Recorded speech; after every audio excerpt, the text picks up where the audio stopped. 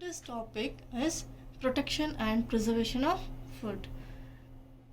Those substances that are added to food to stop the growth of microorganisms, that is called as preservation. So some substances are added to the food not to spoil. So that is called as preservation of food. So how should the food be protected from spoilage of food? It should be kept closed. We should keep the food safe from the microorganisms. We should avoid eating spoiled food, which in turn causes indigestion and vomiting. We should not eat the rotten fruits, which are injurious to health. How to store the food without spoilage? We should store the food substances safely without contamination. They should be kept away from flies and insects.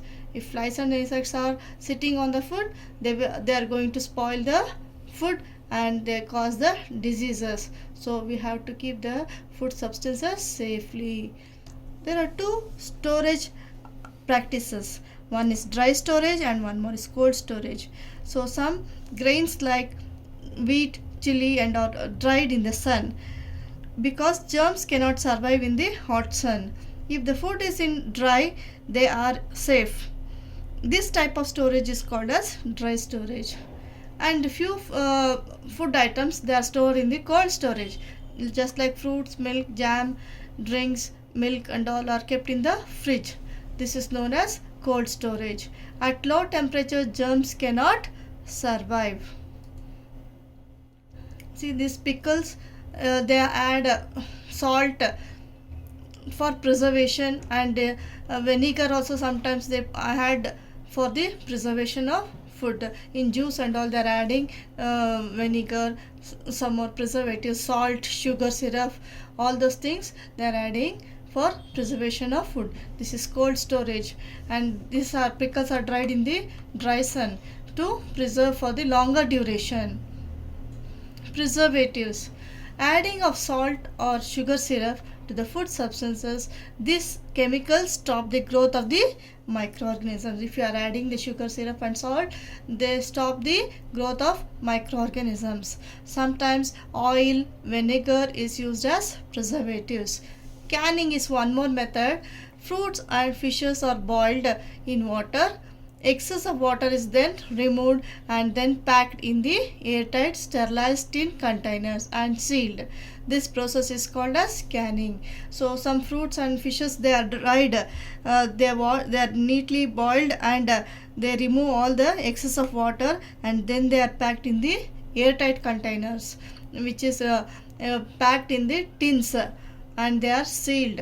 Okay, this method is called as canning. To keep good health, what we have to do, we should not eat the open food. Whatever is there, they are selling outside on the streets, we should not eat that open food. We should not eat spoiled food. See, when food is spoiled, you should not eat that type of food. It causes dysentery or vomiting, like that. So foods should be preserved properly by adding sugar, salt or oil. Food should be stored in proper manner.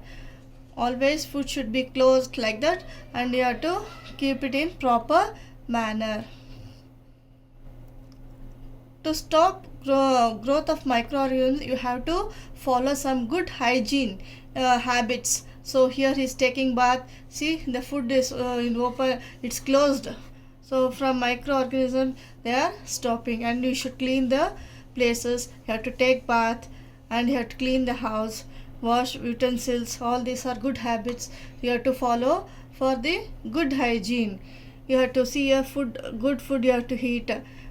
You wash your hands before food and eat food. Okay, like this. You have to keep your cooking place also clean, and toilets also should be very clean. These are the good hygiene habits to stop microorganisms. Good eating habits. We must wash our hands before eating. So we must eat our breakfast, lunch and dinner at specific regular time. you should have at regular intervals. You should not have more also or less also. Whenever breakfast time is there, you have to have breakfast.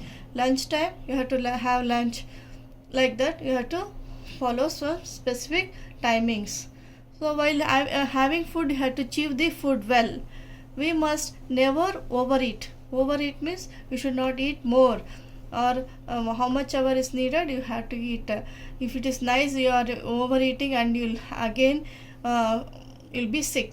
We must eat lot of vegetables which contain fiber and drink plenty of water. See, you have, with this helps in digestion of the food, fiber content, and water also helps in digestion. So we have to eat all the plenty of vegetables. Food should be clean and well cooked before eating.